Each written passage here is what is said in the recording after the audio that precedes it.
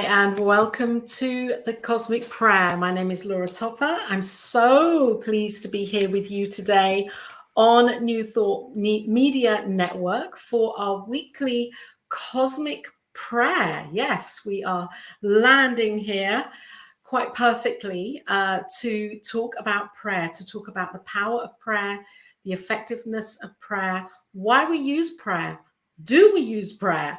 It's a big conversation, and it's a conversation that's been happening here on New Thought Media Network with this broadcast since August the 10th, 2020. So today I have invited Dr. Reverend Joan Steadman to come on to the Cosmic Prayer. And in the last 20 minutes, we've been trying to connect Dr. Joan, as her internet is not working. I've just had a message here from her now. She's trying to get through. Her internet is still doing its thing. So we're holding an amazing knowing, a cosmic prayer for Reverend Dr. Joan Steadman to come onto the show right now, because I know that she has so much to share, so much wisdom, so much insight, so much knowing of prayer and how she uses it for her life. And I'm really excited to hear that, and for us to all hear that together and be a part of that understanding and conversation. So hello, Wayne. Welcome to the Cosmic Prayer. Great to be here with you today, knowing that you are tuning in, as with others here on the network today. So let's take a breath and know that all is well. All is absolutely happening in divine, perfect timing. That Reverend Dr. Joan Steadman will be here. Here we go, knowing that her internet works. Thank you. Thank you, Verona. Yes, I've just been reading about you, Verona. And I know that, Verona, you are also a minister at the Agape Bay Area, and that this is, I'm just going to pop this up here now, and that you are actually creating this amazing Physics of Prayer Part 1. And so we'll talk about this in a moment, because now I'm really excited, because we have here Reverend Dr. Joan Steadman. Let's bring you straight in to the Cosmic Prayer. Welcome here. It's so wonderful that you're here and that you made it. I made it. Thank you. I apologize for the screen. I got it on my iPad finally. So good morning, everyone. Good morning, Laura. I'm so glad to be here. It's just such a blessing and so wonderful that you're here. And I love it that you're on your iPad, because I didn't know that you could call in from your iPad. So you're teaching me and all of us something, that StreamYard is really effective like this with an iPad. It's beautiful. Yes, thank you. Thank you. Thank you. I would like to just introduce you before we continue, because I just feel so honored and grateful and excited that you are here. I feel like I don't know why, I feel like I've known you for a long time, and we've only just met physically. And I would like to introduce you, because it's just an amazing opportunity for us to know Reverend Dr. Joan Steadman, who has really been a profound teacher and leader and practitioner for so many years, doing so many beautiful things, being of service with Centers for Spiritual Living, with New Thought in general, and with the envisioning of Agape International with Reverend Dr. Michael Beckwith. So I know that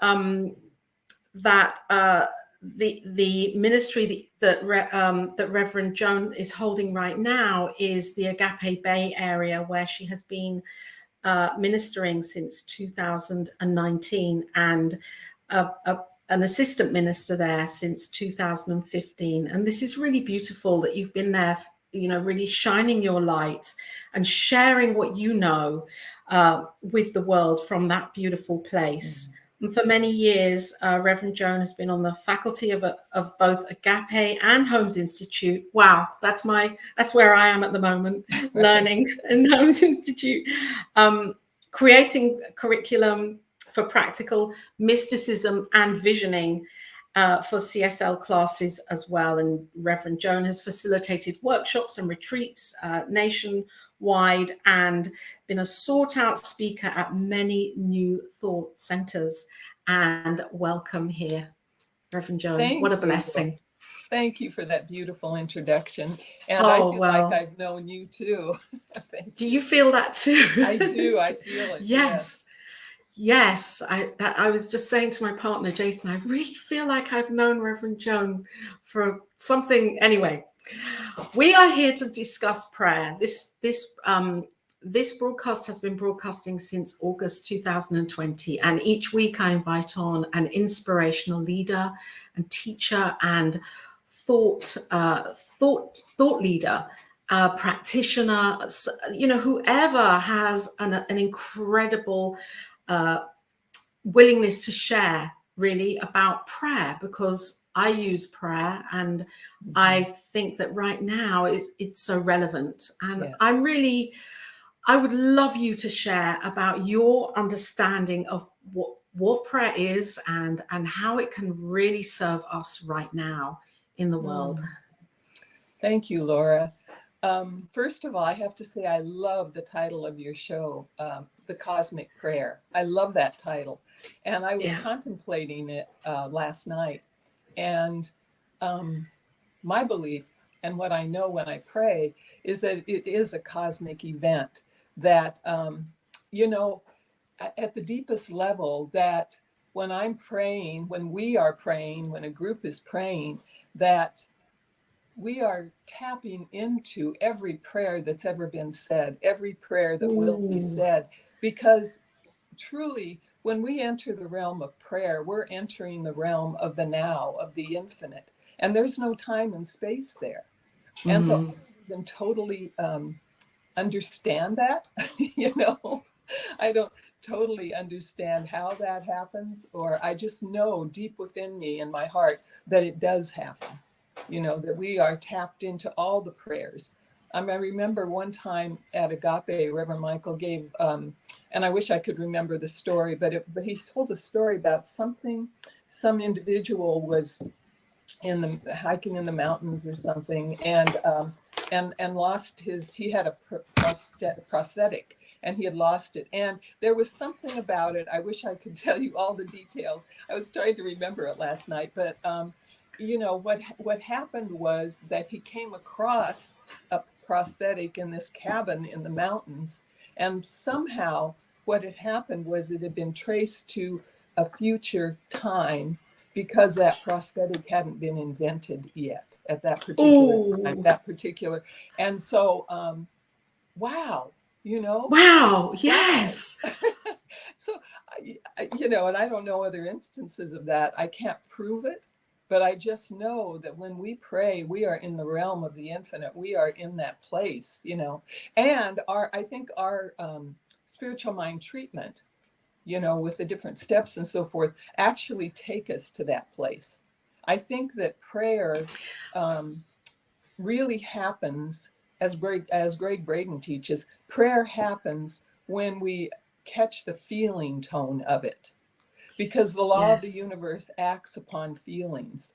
And so when I'm doing that 5-step treatment, or at Agape, we do 6 steps, but different branches of New Thought do different things. But we do 6 steps because we begin with gratitude. You begin with gratitude, don't you? Yeah, we begin with gratitude. Then the rest of it is, recognition, unification, realization, thanksgiving, and release. And beginning with gratitude is great, because gratitude is causative by itself. When I'm grateful, I create more to be grateful for. And so by starting there in the field of gratitude, for me, it's real easy then just to recognize spirit and to know that that's my life, and then to speak from that place. It's like when I pray, I'm not praying for something, I'm praying from something. I'm praying Yes. from that deep awareness of who and what I am. And when I'm praying for someone else, of who and what that individual is, which is a divine being. So I'm not praying really to make anything happen. I'm praying, tapping into what's already happened. Yes. Again, that cosmic place, And when Yes. you mention how important it is now on this planet, in the cosmos, that knowing truth in the midst of any situation is powerful. Yes. I really believe that when enough of us on this planet are seeing from the eyes of love, from the eyes of truth, from that which is real and absolute and never changes, because God never changes, when we pray from that place, knowing that in the midst of everything I see going on, divine peace is present, no matter what it looks like. What it looks Yes. like is transitory, it changes, but what I'm knowing when I'm praying in that place is I'm knowing peace. And then I pray and I realize peace until I feel it in my heart. It's not just Yes. an intellectual activity. I think when we begin in Science of Mind or Agape or New Thought, it kind of is about the structure of it. And but then it goes beyond that. The structure takes us to that place. I have to tell you, my first experience of prayer was I was a Roman Catholic nun for 9 years, and then before that, I was always Really? I loved the Mass. Oh, I wow. was kind of an oddball. I loved everything about it, and so so I learned meditation there in the convent, and then we chanted and did all these different things. What that did was it took me into a place within myself. I didn't know it at the time, but it took me to a place within myself where I felt deeply connected with the divine, where even the Yes. community I was in talked about God in us, not just around us. And so I was ushered into New Thought through the convent. Then, then I actually Wow. then when I left the convent, I didn't know, I couldn't believe in the God that I learned there in Catholicism. I was kind of like an agnostic for about 9 years. Then I Oh, found my science. word. I know, then I found science of Oh, mind. And the I'm first just time what? sorry. No, I don't want to I just interrupt have you to because finish this the is such a story and then go I'll. on, go on, go on. So then I found Science of Mind.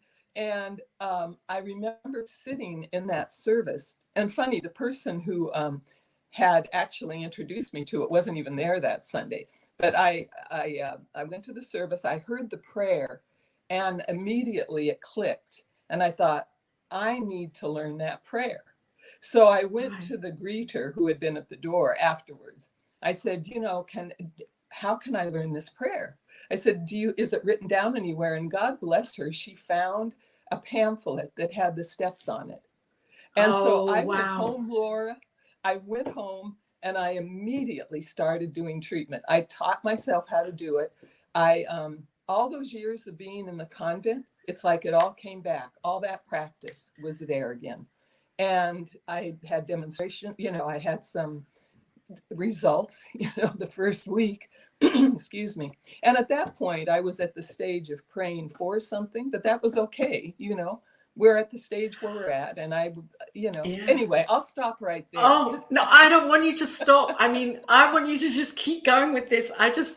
But there was a few things that you've said along the way there. And also I would like to say hello to everybody and welcome people in, because we have some wonderful people here here we are. Wayne, who is watching right now, heartfelt prayers make a difference, he's saying. Yes. Yes. And Dr. Michael, Reverend Dr. Michael McMorrow, he's here. Hello. Hi, Michael. And Deborah Meyer. Hi. Deborah Meyer, my friend from Agape Bay Area. Deborah Meyer. There we go. Hello. Glad you could connect. Yes. And the amazing Bonnie, practitioner in Mexico at the moment, sending you love. There we are. Yes. So, and Reverend Verona is here. Oh, she's my assistant minister. Yay. She's your assistant minister, and I know doing Yes. great work with her, with Yes. prayer, and we're going to talk about her classes in a while. And I'm just really interested in what you have just shared. Thank you so much for sharing that, because what came to me was, as a Catholic nun, I'm just intrigued how much time you must have spent in silence. Mm-hmm. And then coming out of that, how did that feel? Because I love being in silence. I love creating that space in my home and feel like I'm in the cave, and that's perfect for me.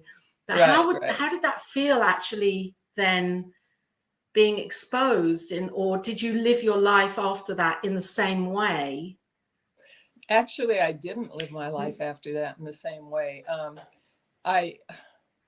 When I left the convent, it was at a time, I'm dating myself now. It was the end of the 60s, and we had made all those changes that Pope John 23rd wanted us to make, bringing us into the present with ecumenical movements. And he was so wonderful, and he died prematurely, of course. But our community actually we did what he said.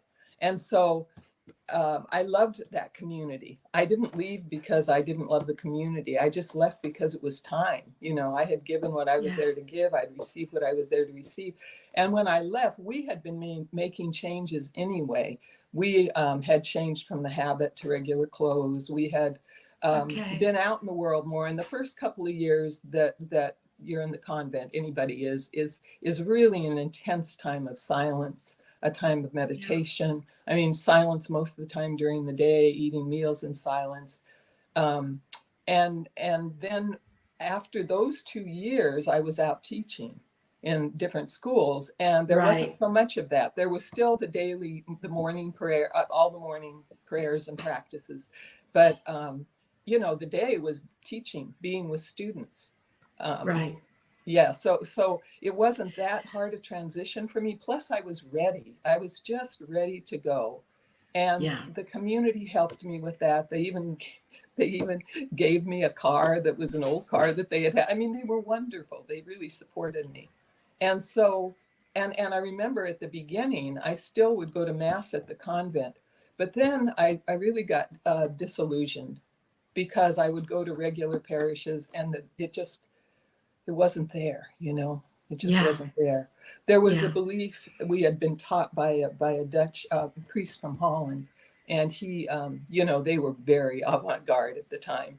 And he said, Mass isn't Mass, communion isn't communion, if the people in the congregation aren't feeling love, aren't loving each other. And so I got, see how this is the thing about, my life was so perfectly orchestrated, And so then I didn't do any practice. Finally, I started doing some yoga, but then then I started to yearn for spirituality. This was 9 years. During that 9 years, I got married. I had children. I was doing that part of my life. But I wasn't really doing any spiritual practice. So then when I heard that prayer, I was just like, wow, this is really where it's at. I could feel that. And started doing. I remember at the time I had my shoulder, I could hardly lift one shoulder. And I remember praying, and it was a real elementary prayer, I am sure, just knowing health and, all of that kind of thing. And doggone, by the end of the week, it was gone. And so that was encouraging. That built my faith. And I just kept on doing it. And then as soon as there was a class, I took a class right away. And that was it. Then I was hooked, Yes. The classes. Oh, my word. Yeah. The classes are fantastic. They're amazing. Yeah. And I love that piece that you said at the very beginning about, this is a universal or an infinite, beyond the universe, infinite prayer that we're praying into and praying as.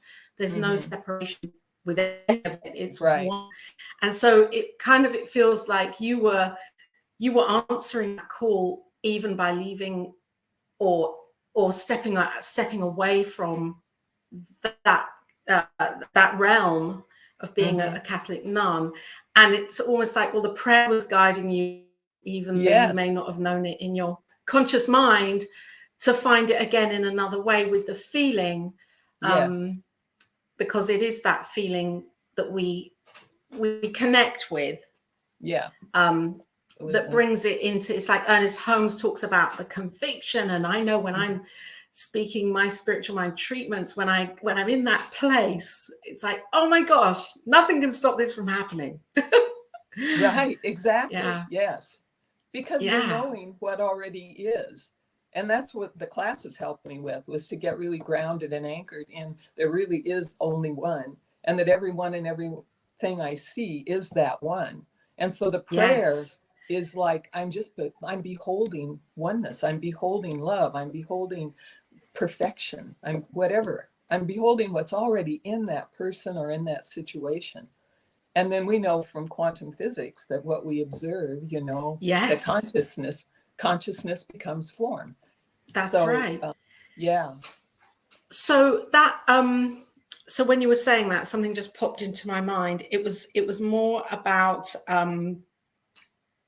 you then finding your way to Agape and Michael Beckwith, Dr. Michael Beckwith. That must have been like, oh my word.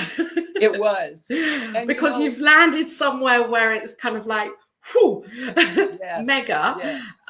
with a big personality and that conviction that he has.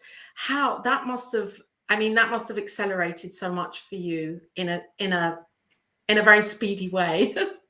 Well, yeah, it brought me to, because I was yearning for more of the mysticism, Yes. I was yearning more for that deep. And then I remember when, and we had to travel, there were three of us, we had to travel from Fullerton, California into Los Angeles at traffic hour to take class from him. We didn't even know we were taking it from him. We didn't have a clue. We just wanted to take it at Holmes. Well, it was called Ernest Holmes College at the time. And so, and I remember the first night when I saw him, I thought it was just something struck a chord. It was like, okay, this is my teacher. Yeah. He had hardly even said anything yet. It was his presence was just so, and he was, believe it or not, he was kind of quiet and shy in those days. He's over but he's still years, exuding it, even though he's not, not have been verbally as forthright. But I'm sure the energy and the consciousness, you could feel that. It was. So then there was no question, when he talked about starting Agape, and by the way, during Prac 2 with him, we got him for 2 years. We were so blessed. During Practitioner 2, we all did, we prayed for each other. So we would always give each other prayer requests and so forth. And our prayer for Reverend Michael was guidance to his right ministry. Okay. And I could do a whole hour just on how all of that unfolded. But, and then of course, when he said he was starting Agape and would I like to join him? And yes, I relocated my family. I didn't even ask them. I'm like, we're going, I love it. Well, you're not going to argue with the calling. No. No. I think about it. I think my poor children. Yeah. Oh, well, they knew. They knew. So I love the piece that you began with. And I'm not really going back, but it's just, I feel this is an important piece when you talk about, we're praying into the infinite and we're praying with every other prayer that ever has been prayed. And how would you, for people watching right now, I know we have people watching that already are ministers and practitioners, although we all need a reminder. And that, that there can be this idea that we're praying into something that is not, how to really get to that place of knowing the infinite within, in those first two steps. Because I think for me, it's like a real surrendering of, oh my gosh, I'm praying into the infinite. But sometimes if I'm praying and it's a rush, I might not get there, but I'm just going through the motions of it. I understand. And I think you understand. I totally understand. I mean, there are times, and I've told my congregation this, there are times I do not feel like praying. I don't know if anybody else feels about that, but there are times, and that's when the steps are particularly helpful, but it's just continually doing it. And my practice early on, and I see Dr. Michael's question I'll speak to in a minute, but my practice early on was just to keep affirming all day long, every day, God is my life, God is my life, God is my life. Until it just really started to become subjectified within me. I really started the embodiment to believe of it. Yeah. Yes. And, because at first it was an intellectual exercise, although I had a sense of it from the convent, but the sense in the convent was God is in me. It wasn't God is me. That was a leap. Right. To go to that. Right. Yes. Because even in you, there's still a feeling of separation. Yes. Absolutely. It's like it's something in me, but it's not really me. It's just in me. Yeah. And it uses me and it operates through me, but it's not. And to get to that place, and I'm still growing in that, I still feel like there's so far to go with that whole idea. God is my life, to just keep getting it at deeper and deeper and deeper levels. But that was a huge practice. And in the mysticism classes that I teach, I have the students do the practicing the presence, which is that really. To maybe take a breath, but just continually throughout the day connecting with that awareness that it's who and what I am. And then eventually we become the prayer, we just know it. And it is, that's praying from that place of, I'm aware, I know who you are. I know the light that you are. I know I know the peace that's happening on the planet, even though visibly I can't see it, because I know God is omnipresent. God is everywhere. So, and even though it feels wrong, or it feels unjust, or it feels like there's violation and violence, and it feels that it shouldn't be happening like this in so many ways. And yet the prayer can see us through that. I believe the prayer can see us through all of that. Yes. But it's how do we really get to that place of having compassion and yet knowing that, because some of it is very painful, isn't it? It is very painful. And I firmly believe that I'll speak about me. I need to keep my heart open. I need to let myself feel the pain of the world. I think that's really important, to be able to feel it and to recognize that I'm feeling it, to feel it with awareness, and then to know the truth in the midst of it. So I feel the pain. I'm aware of the pain. And now I'm choosing to know this truth, which, because of all the years that I've been praying and going within and meditating, it's fairly easy most times, not always, but most times it's fairly easy to go to that place of knowing the truth, because I've been practiced for so many years. And lots of times I think for, in an instant we can feel that sense of connection, because I think prayer is basically connection and communion. We feel that sense of connection with the infinite, and it's so embodied in us that our prayer doesn't even have to be formalized. We're just knowing it. Right. We just know it automatically. So we're always in that place of prayer. And then for me, the form of prayer, and it can be any form. It doesn't have to be the form we teach. Any form that brings us to that place again of feeling, of deep faith, of knowing. Because I think knowing is beyond faith, really. It's beyond believing. It's, I know this. I don't know if any of that's making sense, but absolutely. And I think that Reverend Karen Fry came on last week, and she was talking about an anchoring moment, when we have an anchoring moment, to remember that. And I really love that. That's stuck in my mind all week, to remember it and come back to it, that this actually is working. It's not just a one-off thing. We anchor into it. And I think for me, that's the same. If I anchor into the knowing that my life is God's life, and I am the living expression of this. And there are days when I forget that. Of course. And there are days when I actually don't want to own that. that feels too big. I understand. Yeah. Right. Yeah. Can I go back to Dr. Michael's question? Please Sure do. I think get it's a really lost. powerful question, because we're not going to let them get lost. If there are questions here, The please. question was about, in. yeah, the question was I'm about trying to find it here. how going from agnosticism to You believing. took that step on your journey because you were in a Catholic nun in a I wouldn't say, well, I don't know if it was a monastery as such. You can speak on that, but you were practicing as a convent, and then agnostic. You turned to that to not believing or not wanting to have that in your life in such a degree, and now here we are, full into believing and knowing the truth. What a beautiful journey. Adventure. Adventure. I feel so blessed to have moved through it, because I understand when people have a hard time believing. And the thing with me was that I didn't necessarily, I was searching for, what can I believe? What is God? What can I believe about God?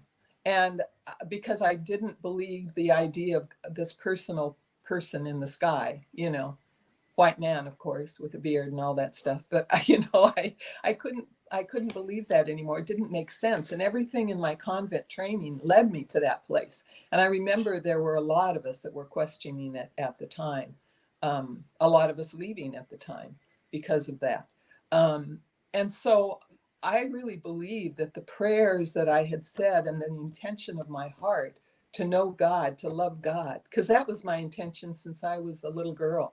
I can't remember ever not having that intention.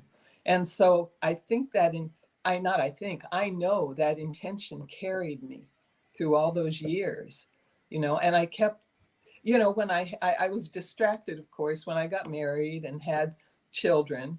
And by the time the youngest one was a toddler, I think, I had found religious science, which was great because I raised them in that. Wow.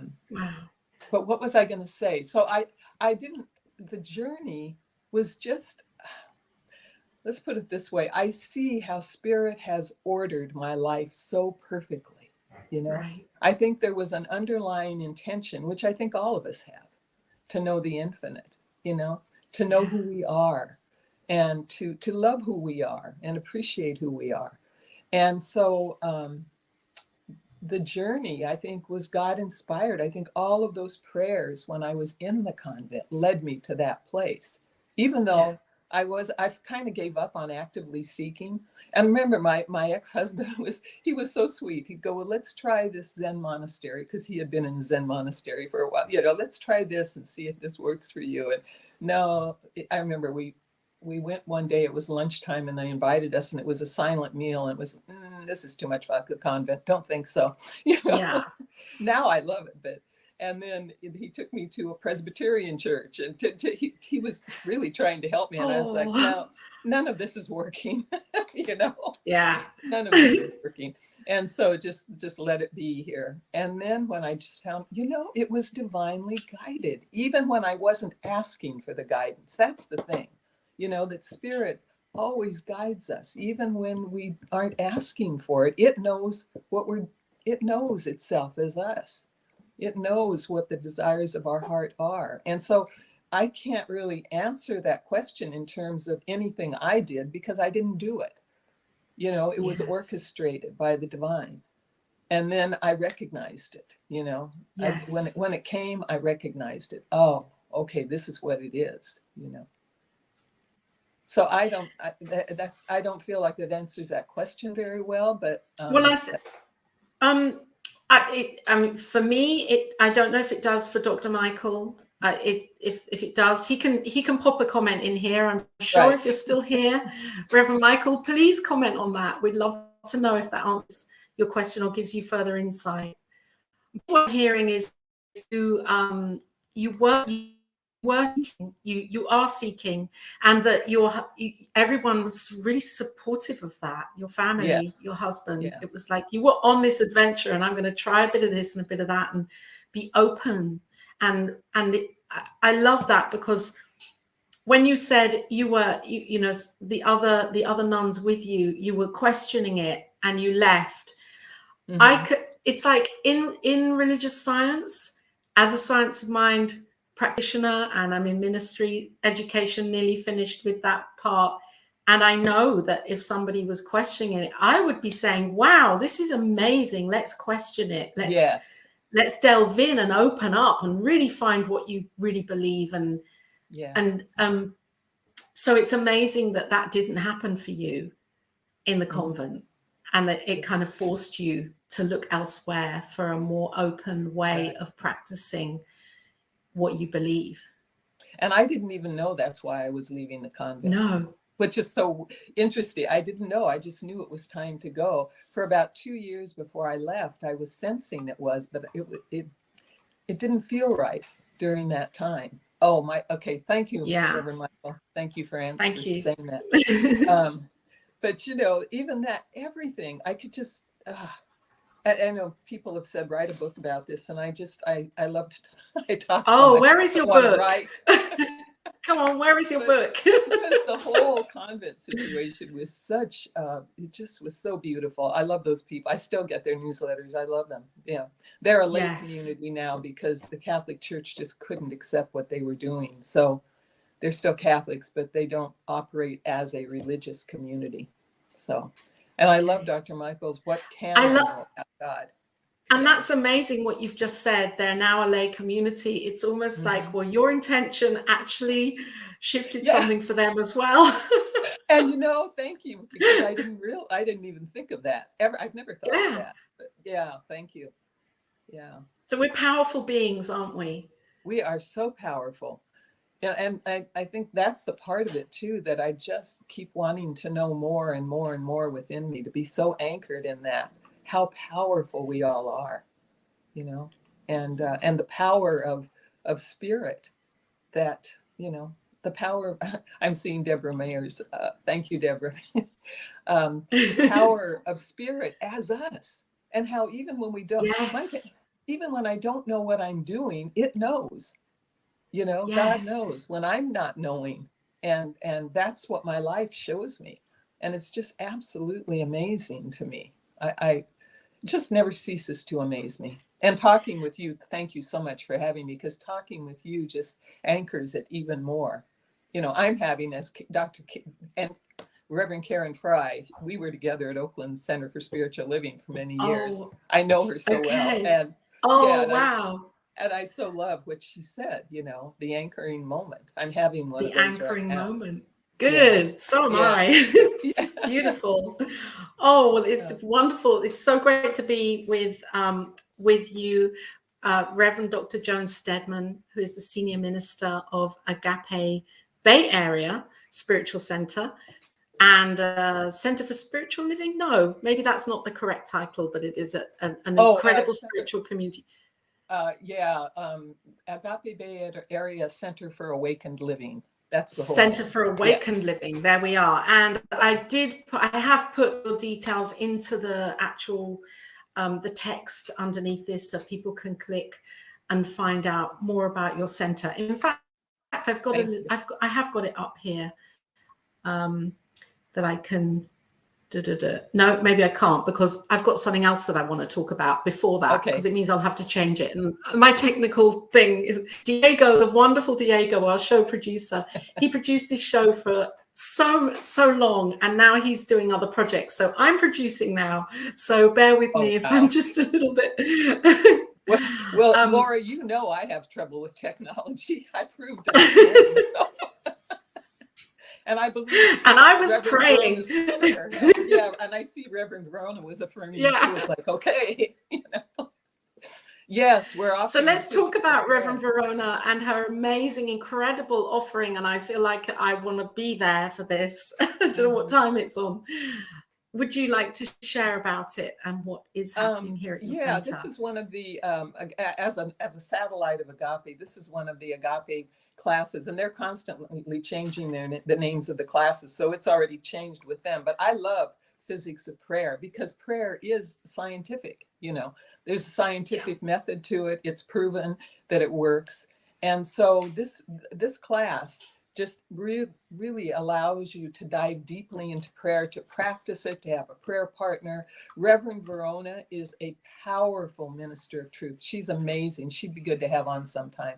She's really amazing. Oh, And yes. I'm Come so back with blessed. her. Yeah, I'm so blessed to have her. There she is. I'm so blessed to have Yeah. her. And she is steeped in prayer, absolutely steeped in prayer. When I first got to Oakland Center for Spiritual Living, the first year I was there, she came and she took the classes with me and everything. And now is a minister in her own right. And I'm just so blessed to have her, because she is, talk about pure consciousness. She's it. So if there's anyone that you would want to take a prayer class from, it's Reverend Verona. She is just amazing. Wonderful teacher. Wow. So, yeah. So Fantastic. it's And what offered date on, do you know the go ahead. time? Yes, it's offered. It starts February 22nd. No, I was just going to ask you. What? The Okay. time of it? It's 6:30 in the evening, Yes. Pacific Standard Time. 6:30. So we're on the West Coast. Okay. Yeah, you probably I will have to something then. I won't be joining that one. Yeah. Yeah, If you're Reverend probably Verona in does bed. something a little bit earlier in the day, I'll be there. Yeah. What time is that for you anyway? Amazing. So now I'm 8 hours ahead. Okay, that's what I thought. Okay. Of Pacific time. Yeah. So it would be wee hours of the morning for me. You're excused then, Laura. Thank you. But it looks amazing. And so for anybody watching right now or watching later on the replay, then check this out. And also check out, go to your website here. I'm going to screen Agape Bay start Area. another screen share with your Agape Bay Area. I've got it up here. Yeah. So .com. And all of our classes are on Zoom. We decided to just do our classes that way now. That's been one of the blessings, of COVID. Everything that you do is on Zoom, yes? Yes. Right now, yeah. Your classes and your celebration services, yeah. It's all on Zoom, yeah. And our classes, and it's also, the celebration services are also on Facebook Live. So you can access that in a couple of ways. And yeah, there it is, Agape Bay Area, yeah. And to sign up for the class, you just go there to it is. The education page, which is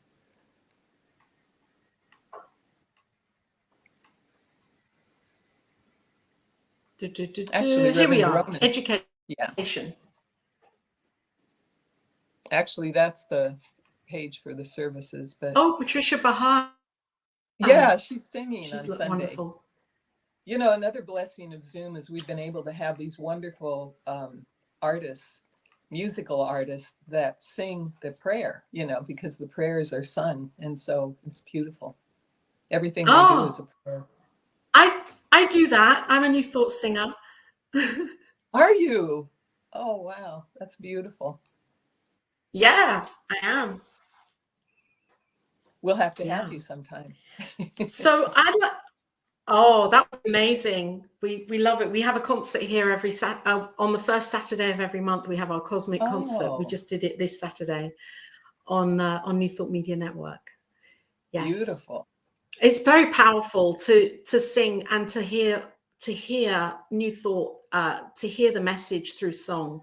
I think it's so powerful for the listener, because we're in that place of either joy or relaxation or just open. Music can affect our minds and our brains in so many dynamic ways, I think.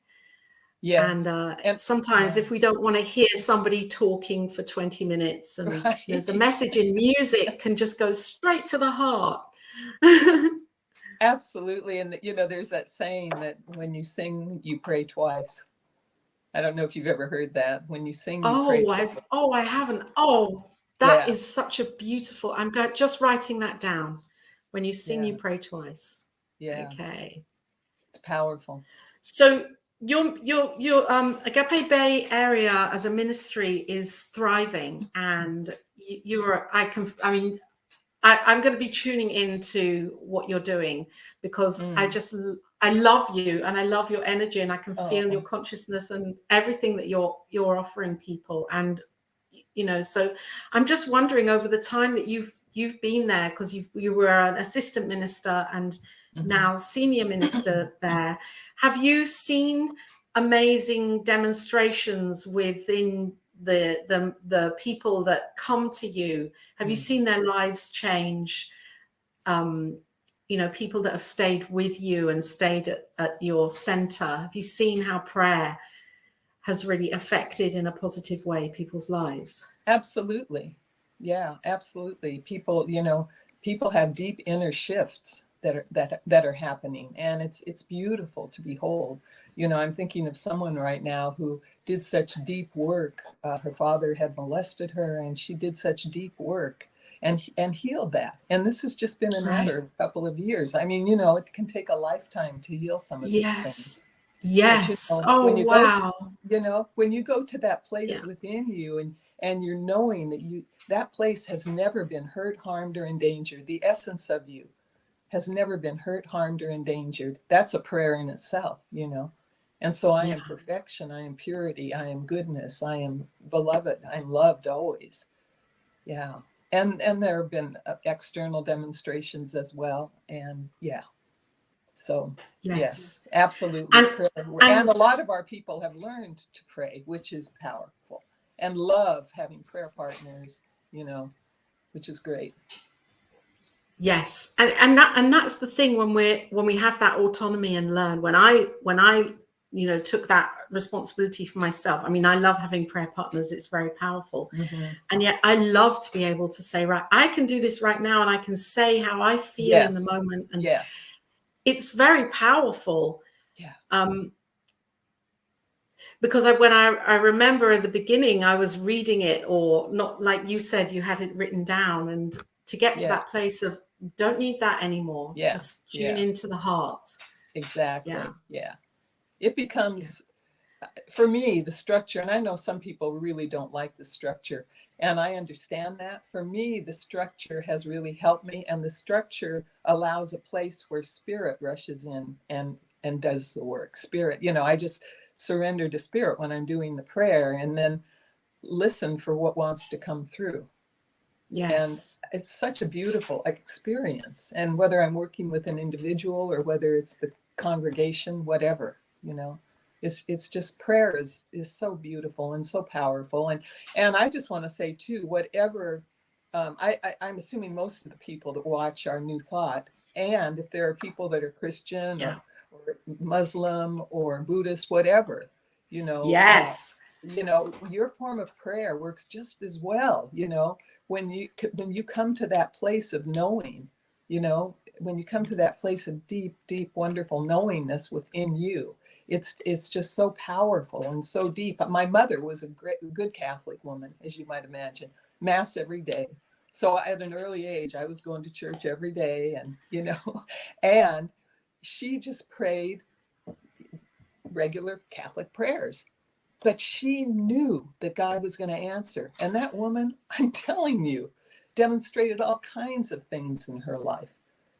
And it wasn't the form of prayer we use, but that didn't matter. Her form was bringing her to that place of it's done, that place of belief, that place of deep knowing. So I just want to assure anybody that might be, or if you know someone of another tradition, they don't have to change unless they feel moved to, I'm so pleased that you've said that, because they can, I think for anybody that's, there's so much online right now, and there's so many different ways and available ways that we can hear about spirituality and faith and religion, and it can be confusing. And I just love what you've just said, because it's taking us all off the hook. It's about the feeling and the connection and the knowing. And if we have a different way of doing it, there are many, many, many, many paths to the divine. Yes. So beautiful what you've just said.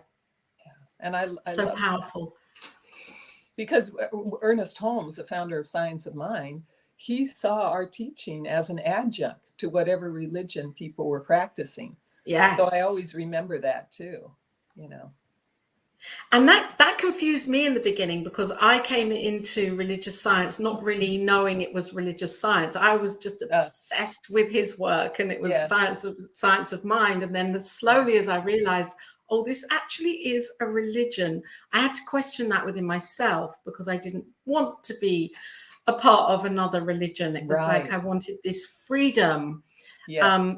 And yet now I've understood that and worked through that for myself. And so it's really powerful what you've just said, because we can use this with our other, if people have other ways of believing or other belief systems, then that's fine. It's wonderful. It's all God.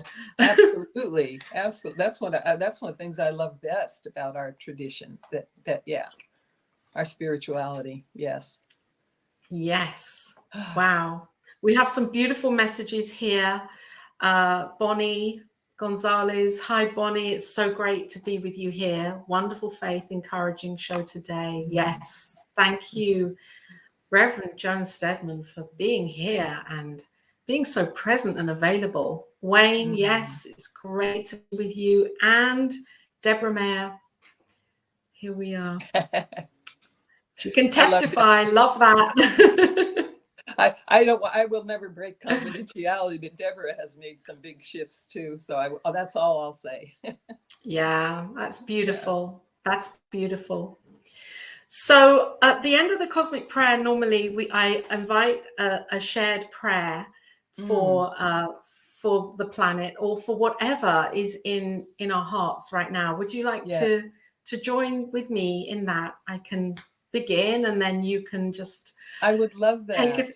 Yeah, oh, that would be so exciting. That, okay, what a joy to pray with you. Is there anything particular that you feel called to know in truth right now in prayer? Just, I think one of a couple of prayers that I continually know for our planet is that the consciousness of humanity is evolving, that spirit's at work here in the midst of it. And oneness, especially for all countries, especially for our country, where their separation seems to abound. And I just want to know the oneness in that. Beautiful. And I'd like to just to add into that, to blend into that, for peace, for peace in our hearts. Yes. In everybody, in my heart, in your heart, in each of our hearts, that we know this peace. Yeah. And compassion. Oh, absolutely, compassion right now, to be filled with that knowing of compassion. And if there's anything anybody would like added into the prayer, please put that in chat now before I close my eyes. And then we can see if there's something you'd like added into the prayer right now.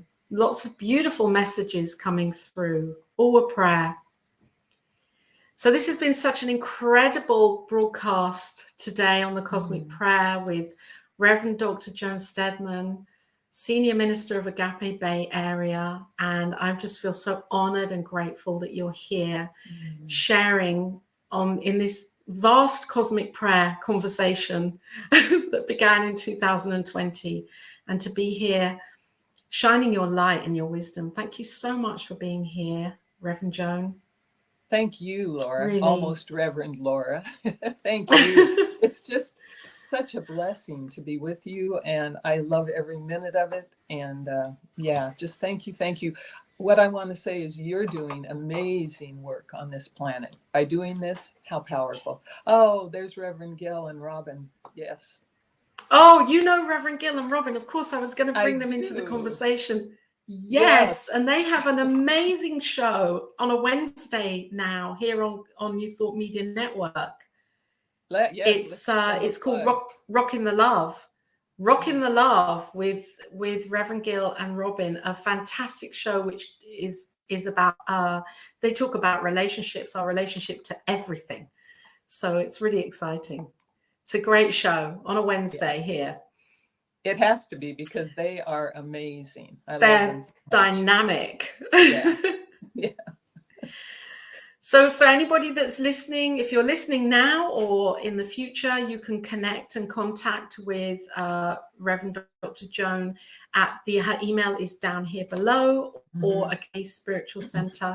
The address is down below also. And also down below is the detail for this wonderful Physics of Prayer workshop that's going to be coming on very soon on the 22nd of February. So if that, I mean, if I were in your time zone, I'd be signing up for that right now. So I know, I'm sure that will be a really wonderful, powerful teaching that's coming through.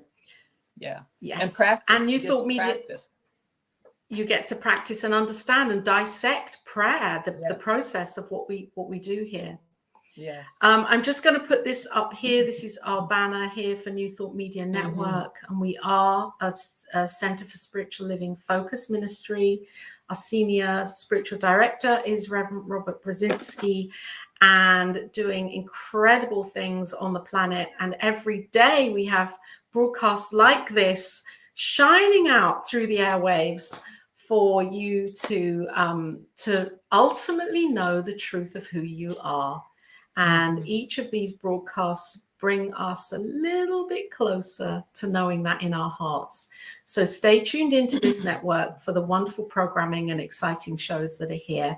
And of course, we know that God is our source, and we practice this with conscious giving. So we have a donate button here, and it's below in the link, and you can be conscious of that and recognize that for yourself by love offering that financial tithe to our network. Yeah. Yes, please do. I'm going to. So.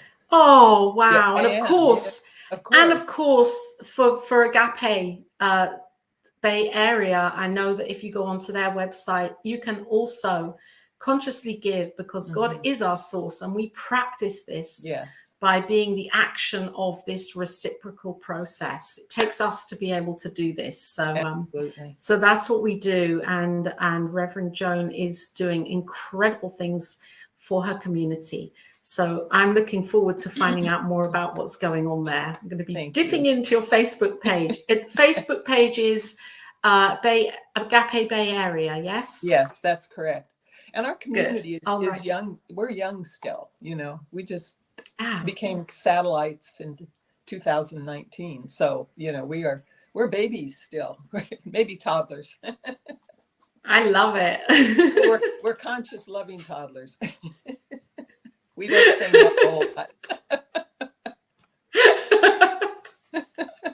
You say more. I want more. Yeah, right. I want more, please. Right. Okay, so we are going to just take a couple of minutes here, centering into prayer, knowing this oneness. So I'm going to invite us, if you're watching right now or later on, if it's safe to do so, and you feel comfortable closing your eyes, then join us, join me and Reverend Dr. Joan Steadman right now. And just let's take a breath. There have been a lot of words, and so let's center into this stillness for a moment. This stillness where I know the divine is being, where I know that this divine is loving, where I know that this divine is the one thing that is happening right now, is happening as everything is omnipresent, omnipotent, omniscient. That means it is everywhere, all powerful, all knowing. And it is infinite, and it is eternal. And as I know right now that this infinite is happening through all of life, because it is the idea of everything, this wonderful expression of everything that is happening is God. And as I know this and I open my heart to this, and I embody this with gratitude, with so much gratitude, with so much appreciation for my knowing of this, and that this is happening. And I unite even more deeply with my knowing of this one thing that is love, that is the love that I am. And so as I open my heart to this love and I lift in my mental equivalent to more of this, to knowing more of this,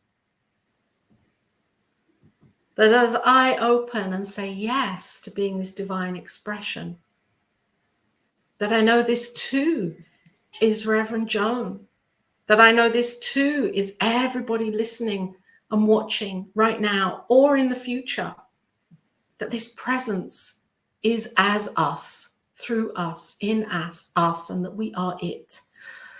And I'm breathing this in with even more gratitude as I pass this prayer over to Reverend Dr. Joan. And how grateful I am to participate in this prayer. How grateful I am to be this prayer, to know that the living word is spoken right here, right now. It is a word acknowledging, beholding the oneness, the unity of all life. No matter what the appearance may be, there is only one. And that one is the very presence of each and every person on this planet, each and every person in this country. That's what I'm knowing to be so. I'm claiming and knowing that each heart is filled with the love of God, is filled with compassion and reverence and respect for all life. I claim justice. I claim and know that infinite divine justice is having its way in the midst of everything, in the midst of every seeming injustice. I know God's activity is present. I know peace, the peace of God that, as Ernest Holmes says, is the power at the heart of God. This peace that passes all sense of human understanding is everywhere, in everyone. And I claim and accept and know a grand awakening to that which is the essence and the truth of everyone. So I know that the consciousness of humanity is evolving in a powerful, powerful way, uplifting the vibration here and everywhere in the whole cosmos. That's what I know to be so. And I'm so grateful to know this truth. I'm so grateful for the words spoken and for every prayer in every heart, for I know it's all already done in the mind and in the heart of the divine. And so I simply release this word now. I let it go. I loose it into the law of life, that beautiful universal law that I think of as the soul of the universe, that responds, that knows how to birth this word into manifestation in a powerful, beautiful, dynamic way. So I simply let go. Let God, for God knows how to do this. We don't necessarily, God knows. So I surrender it to the divine and let it be. And so it is. Amen. Ashe. So be it. And so it is. And so it is. Thank you, Reverend Joan. Thank you, Laura. My blessing. Thank you. Thank you for being here. And we're going to end the show now. I know Reverend Joan's going to stay on for a minute. Yeah. Thank you. And I'm going to close the show now. And thank you all for being here and for being such light and shining your light on the cosmic prayer today. Until next time, bye. Bye, everyone.